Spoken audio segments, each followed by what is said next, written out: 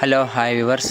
ఇది పొద్దున్నే ఒక పల్లెటూరులో ఒక రైతు యొక్క రొటీన్ ఇది మా ఊరు గద్వాల్, జోగులాంబ గద్వాల్ డిస్టిక్, లోకల్ గద్వాల్. మాది గద్వాల్ పక్కల చిన్న పల్లెటూరు. మా ఊరి పేరు సంగాల, అంటే గద్వాల్కి 3 కిలోమీటర్స్ దూరంలో ఉంటుంది. అయితే ఒక రైతు అనేవాడు పల్లెటూరులో ఉంటాడు కాబట్టి, పల్లెటూరులో వ్యవసాయం చేస్తారు కాబట్టి మన దేశానికి పట్టుగొమ్మలు అంటారు పల్లెటూరులు. అంటే ఒకప్పుడు గాంధీజీ అన్నాడు, మన భారతదేశానికే కాదు రైతులు అనేవాళ్ళు ప్రపంచానికే పట్టుగొమ్మలు పల్లెటూర్లు అనేటివి. కాకపోతే ఏమంటే రైతులు అనేవాళ్ళు ఎప్పటికీ అభివృద్ధి చెందడం లేదు. ఎందుకు అభివృద్ధి చెందడం లేదు అంటే, ఒకటి వారికి ల్యాక్ ఆఫ్ ఎడ్యుకేషన్తో పాటు ఇంకోటి ఏంటంటే వాళ్ళకి సరైన గైడెన్స్ ట్రైనింగ్ లేకపోవడము, ఇంకోటి పొల్యూషను, వాతావరణ విపత్తుల ద్వారా గిట్టుబాటు ధర లేకపోవడము. ఆయన ఇవన్నీ లేకపోయినా కూడా ఒక రైతు అనేవాడు పల్లెటూరు వదిలి వెళ్ళకుండా ఏం చేస్తున్నాడంటే సిటీకి వెళ్ళడం లేదు. అంటే అంత ధైర్యంతోన అన్ని నష్టాలను పూడ్చుకొని కూడా అతని ఒక ఆశతోన ఫ్యూచర్ని కాపాడడానికి ఒక రొటీన్గా మళ్ళీ ఎక్కడికి పారిపోకుండా వ్యవసాయం చేస్తున్నాడు. అంటే ప్రపంచం కూడా అర్థం చేసుకోవాలి. పెద్ద పెద్ద మేధావులు, రాజకీయ నాయకులు, పెద్ద పెద్ద జాబులు చేసేవాళ్ళు కానీ రైతుల కోసం అని చెప్పి ఏం చేయాలంటే కనీసం ఒక ట్రస్ట్ లాంటి చార్టీ లాంటి ఏర్పాటు చేసి ఒక పల్లెటూరుకి ఒక ట్రస్ట్ ఉండాలి రైతులకి అని చెప్పి రైతు పని చేసే వాళ్ళకి మొత్తం ఒక రైతు బంధు అంటున్నారు. కానీ దానివల్ల పెద్ద పెద్ద 100 ఎకరాల ఉన్న వాళ్ళు బెనిఫిట్ అవుతున్నారు, కానీ చిన్న రైతులు అనేవాళ్ళు బెనిఫిట్ కావడం లేదు. పోయిన సంవత్సరం రైతుకి కనీసం మిర్చి అనేది 40-50 వేల కింటా ఉండేది, 10,000 వచ్చింది. పెట్టుబడి పెట్టి అంత ఖర్చు పెట్టి మందులు రేట్లు పెట్టి పొలాలు దున్ని కష్టం చేసి దానికి గాసము అన్నీ లాస్ అయ్యేస్తాడు. దీన్ని బట్టి ఏమవుతుందంటే వ్యవసాయం కూడా చేయాలి. వ్యవసాయంతో పాటు ఈ వేరే జాబ్ కూడా చేయాలి. దాంతోపాటు 2 చేస్తుంటేనే ఇందులో గిట్టుబాటు ఉంటుంది. ఓన్లీ వ్యవసాయం అంటే చాలా కష్టం ఈ రోజుల్లో. వ్యవసాయాన్ని బతికించాలంటే ఒక రైతులకు కూడా తలుచుకుంటే సరిపోదు, ప్రతి ఒక్కరూ దానికి సపోర్ట్ చేయాలి. ఎన్నో చారిటీ ట్రస్టులు మనుషుల కోసం పెడతారు, కానీ ఒక రైతాంగం కోసం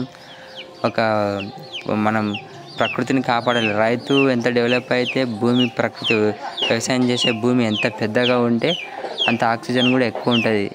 దానికోసం ప్రతి ఒక్కరు ఆలోచించాలి. ఇంకోటి స్కూళ్ళలో కూడా కొంచెం ఏం చేయాలంటే ప్రతి ఒక్కరు డాక్టర్లు అవుతారు అంటారు, కానీ ఇంజనీర్లు అవుతా అంటారు, పెద్ద పెద్ద ఏరోస్పేస్ పైలట్స్ అవుతా అంటారు, ఐఏఎస్ కలెక్టర్ అవుతా అంటారు, కానీ ఏ ఒక్కరు కూడా రైతు అవుతానే అన్నారు.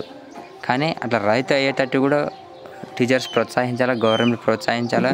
ఒక రైతు అనేవాడు కూడా గొప్పగా బతికేటట్టు చేయాలి. అప్పుడే ప్రతి ఒక్కరికి మనం తినడానికి తిండి దొరుకుతుంది.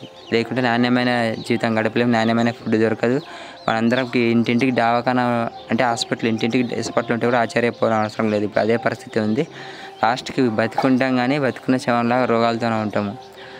అందుకే ప్రతి స్కూల్లో, ప్రతి కాలేజీలో, ప్రతి దాంట్లో సబ్జెక్ట్ అనేది వ్యవసాయం, అగ్రికల్చరల్ సబ్జెక్ట్ పెట్టాలి. దానికి సపరేట్ డిపార్ట్మెంట్ ఉండాలి. వాళ్ళకి ఏం తింటే మంచిది, ఏం తినకుంటే మంచిది అని చెప్పి దానికి ఎంప్లాయీస్ ఉండాలి, ఎంప్లాయ్మెంట్ ఉండాలి, ఎంపవర్మెంట్ ఉండాలి. అప్పుడే మన దేశం ఒక్కటే కాదు, ప్రపంచం మొత్తం ఉన్న మనుషులు, జీవరాశులు, చెట్లు అన్నీ బతికి గడుతుంది. ఇవన్నీ చూడకుండా ఎంతసేపు ఉన్న వాటర్ ఫిల్టర్ చేస్తారు, ఉన్న వాటర్ ఉప్పు నీళ్ళు అంటే ఫిల్టర్ చేయాలి అని ప్రాసెస్ టెక్నాలజీ కనబడుతుంది. ఆ టెక్నాలజీలో చెట్లు పెంచడానికి, భూమి విస్తీర్ణం పెంచడానికి, విస్తీర్ణం అంటే మనుషులు తగ్గిపోవాలి, చెట్లను పెంచాలి, వ్యవసాయ విస్తీర్ణం అనేది పెంచాలా. అట్లప్పుడు డెవలప్ ఉంటుంది. ఎంతసేపు పిల్లలు కనాలా, పెళ్ళిళ్ళు చేయాలా, జాబులు చేయాలా, డబ్బు సంపాదాలా, కార్లు కొనాలా, బిల్డింగ్లు కట్టాలా అనే లక్ష్యంతోనే జీవిస్తున్నారు. కానీ ఏ ఒక్కరు కూడా అసలు మనం ఎందుకు బతుకుంటాం, మన టార్గెట్ డబ్బు సంపాదడం ఒకటేనా, లేకుంటే మనం క్వాలిటీగా బతకడం ఇంపార్టెంట్ అనే కోణంలో ఎవరు ఆలోచించడం లేదు. ఒక్కసారి మీ మనస్సాక్షిగా ఆలోచించుకోండి. ప్రతి ఇంట్లో ప్రతి ఒక్కరు ఆలోచించుకోవాలి. మన పిల్లలు ఎటువైపు అడుగులేస్తున్నారు, మన సమాజం ఎటువైపు అడుగులేస్తుంది. అభివృద్ధి అంటే డబ్బు సంపాదడం, అద్దాల మెడలు కట్టడం కాదు. వ్యవసాయ విస్తీర్ణం, చెట్లు పెంచడము, నాణ్యమైన గాలి పీల్చుకోవడం, నాణ్యమైన నీళ్ళు తాగడం, నాణ్యమైన ఫుడ్ తీసుకోవడము. ఇవన్నీ లేకుండా ఎంత డబ్బు సంపాదించినా, ఎంత దూరం వెళ్ళినా లాస్ట్కి చిప్ప తప్ప ఏం దొరకదు. ఒక్కసారి చేతులు కాలినక్కడ ఆకులు పట్టుకుంటే ఉపయోగం ఉండదు. ఇది ఏ ఒక్కరికి కాదు, ప్రతి ఒక్కరికి, ఈ భూమి ఉన్న ప్రతి ఒక్కరికి చెందుతుంది. అందుకే ప్రతి ఒక్కరు ఇప్పటి నుంచి కూడా డబ్బులు ఉన్నవారు కానీ లేనివారు కానీ ఒక సైడు గొప్ప రైతు కావడానికి ఆలోచించండి. దానివల్లనే ప్రపంచం బాగుపడుతుంది. Best of luck. ఈ చిన్న వీడియోతోన కనీసం కొంతమంది మారుతారని నేను ఆశిస్తున్నాను. ఇది ఒక పల్లెటూరులో ఒక రైతు యొక్క జీవన విధానం. పొద్దున్నే 6 o'clockకి బయలుదేరుతాడు, మధ్యాహ్నం 3 గంటల వరకు తిప్పలు పడతాడు ఉపయోగం. కానీ తనకి